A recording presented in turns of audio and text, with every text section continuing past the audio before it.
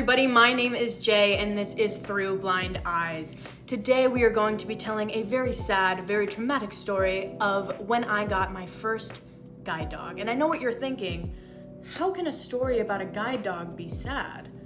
We'll get into it. I'm not gonna name the company that I went to, nor am I gonna name the state that I went, because I feel like that'd be too obvious. So we're gonna start this off by when I first got admitted. So I said, okay. And I flew out to where I was going and I said I was gonna stay there for 3 weeks. I was independent, I was by myself, I was ready to get my dog, things were great. The first 3 days, we did some Juno training, which is basically where you take the harness with a human and you walk a route as if you're doing it with a guide dog. It was super easy, super simple, I loved it, and I think I did it pretty well, but who's to say? And then on day 3, we met our dogs. And I was so excited. I had been waiting for this for literally years. And I was probably I think I was about 20, 21 at this time. So I was more than excited to feel like I was independent finally. Because I felt like with the cane, I just wasn't really strutting it. So I knew something was wrong from the moment the dog entered the room. She ran into the room, and I mean ran. I have it all on video of this dog sprinting into the room, running, jumping on top of me, and digging its face into my treat bag. And I was immediately like, this is alarming. This isn't right. But I was excited because it was my guide dog. It was my service dog. I was ready to meet her and, grow with her. And so I brushed it off. I didn't think anything of it, and I just, introduced her to my family on FaceTime, and it was a great first day. Until we had to go outside. They had been training us on multiple days on how to pick up poop and how to walk with the dogs and how to get around the actual facility itself, not just our routes. So the first day, they were like, all right, we're all gonna go out to the pavilion. So we all strutted our dogs up and started walking over, and before I knew it, Ginger was ripping herself out of my arms and dragging me to the ground. I stood up, brushed myself off, and was like, all right, is that supposed to happen? I don't know. And so I continued on.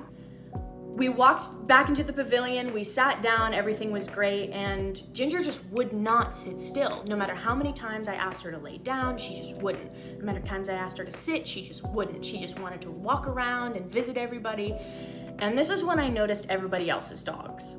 Everyone else's dogs were calm, they were collected, they were chill, and they were sitting next to their partners, and they were all just hanging out. And then I looked at Ginger, and I was like, something isn't right here. Suddenly, her trainer that had been training her before I got there came out of the building behind me. Ginger saw her and bolted. She literally drugged me off the bench and crossed the pavilion, and I didn't let go until she pinned me up against a wall and almost broke my wrist because she was so excited to see this trainer. And I stood up and I was like, okay, something's wrong. So on day 1, I had a meeting with the staff and I said, something isn't right. I don't think that she's meant to be a service dog. I don't think that she's meant to be a guide dog. I don't know what's going on. They said, sucks. We think that she is. So I was like, all right, cool. I'll keep going with her for the next couple of days. We'll see what happens. The first week went by pretty okay. We did some training and I figured we needed to just work on trust. We needed to work on obedience. We needed to work on the basic things that you need to work on with a dog. And it just was not going well. No matter what I did, she would not listen to me. So towards the beginning of the second week, I had another meeting with these trainers and I said, look, she's not following my commands. She's not doing well on routes. I don't know what to do with her. They basically just kind of told me, again, that sucks. She's your guide dog. From what I understood of this situation, if something were to happen to her, they had alternative dogs, but they just kind of never brought up that option. Then, midway through the second week, I woke up in the middle of the night. I was peacefully asleep, minding my own business, and I woke up to the smell of diarrhea. And this diarrhea was all over my floor. So I get out of bed and immediately step in it, because I can't see and I almost throw up, but I don't, so that's okay. So I end up taking Ginger and walking her down to the front of the facility and saying, hey, she's a little sick. I need some help cleaning up my room. For the next 3 or 4 days, she would not stop having diarrhea. Then the vomiting started. They thought she was very sick, so we were not training. She was going to the doctor all the time. I barely saw her, honestly, from midway through the 2nd week towards the end of the 3rd week. She was mostly not with me because of her sickness. So at the end of the 3rd week, the trainers sat me down and they said, look, you have not done enough training with this dog for us to feel safe with you sending her home. I was very upset by that. I thought that I had done all that I could with the dog, but obviously we hadn't done enough because they were right. We weren't doing well on routes. We weren't doing well with obedience because she wasn't meant to be a guide dog, but I digress. So they say, we're gonna send you home, and in a week's time, we're gonna come out with a trainer and we're gonna work with you and her on your own routes at home. I said, that works. So I went home by myself, tears on my face.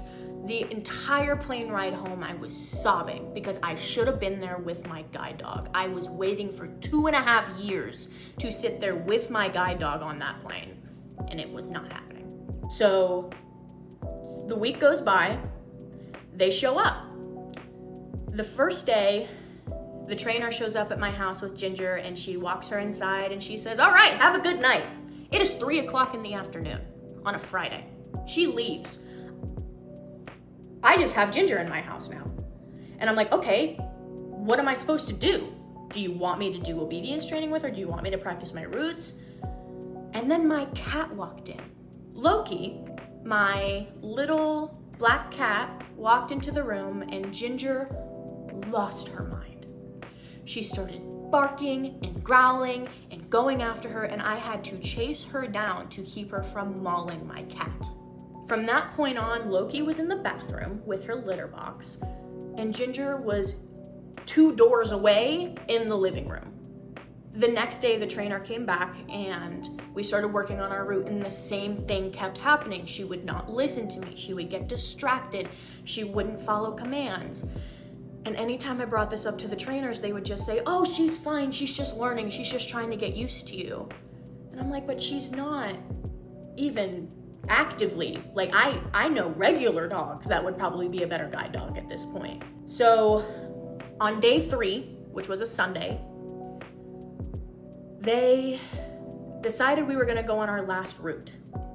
So me and Ginger strapped up and we started walking outside of my apartment, and she just stopped. 10 feet out the door, she stopped and she turned around and she wanted to go back inside. And it's not like it was like crazy hot or anything like that. Like, it was a nice day and I touched the pavement. I made sure it wasn't like crazy hot so she wasn't having issues with her paws. And I was like, I just kept asking her, like, come on, keep going forward. Like, what's going on? And she just would sit and not move. So I called my trainer and she said, all right, it's time for us to have a conversation. And they sat me down in the lobby of my apartment complex and basically said, she's not fit to be a guide dog. And I said, you don't say! I was so upset because I had been saying this for so long and now no one was listening to me. And then suddenly it was shoved in my face like it was my fault. And I asked them over and over and over again, was it my fault? Did I do something to do this to her? Did I mess up on my routes too many times? Like, what did I do to make her not want to be a guide dog? And they're like, sometimes it just happens. Sometimes it just happens. So then a couple weeks go by, they take Ginger back. I don't hear anything else from this company until one day I get an email. And this email is just like a reference letter that says like, hey, we've discontinued your training. And I was like, okay, yeah, that makes sense. Scroll down into the letter, and this email basically says, we discontinued your training because you were high anxiety, you didn't know your routes, and there was probably like 4 other bullet points that I didn't even read because I was so angry at the first 2. So I called my friend who had been a resident at a different guide dog school, and I asked her, is any of this normal? She said no.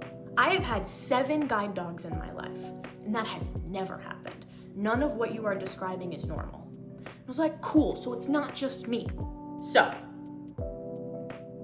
we email them. We draft a whole email that says, we feel really disrespected by this. Well, I say, I've been really disrespected by this letter. I want to have a sit-down meeting whether it's over Zoom or a phone call, to talk about what actually happened. They said, yeah, for sure, we can do that. Call this number at this time on this day. Called that number on this time at this day. No one answered. No one ever called me back. And that was the last I ever heard from them. I, to this day, do not know what happened to Ginger. I don't know if she is off on a farm somewhere or if she's working some poor blind person somewhere, but either way, she's not with me, and that's what I'm okay with. Now, don't get me wrong. Ginger was a great dog. She was happy. She was lovely. She loved pets. She was a happy girl. She wasn't aggressive in any way unless it came to my cat. But she just was not meant to be a guide dog. And sometimes that just happens. So today, it has been approximately 3 years later, I think. And I am headed out to a brand new school to get a brand new guide dog in approximately 16 days. And I am unbelievably excited, and I will keep everybody updated on how that goes. But for now, please like and subscribe. This has been Through Blind Eyes. My name is Jay. See you later.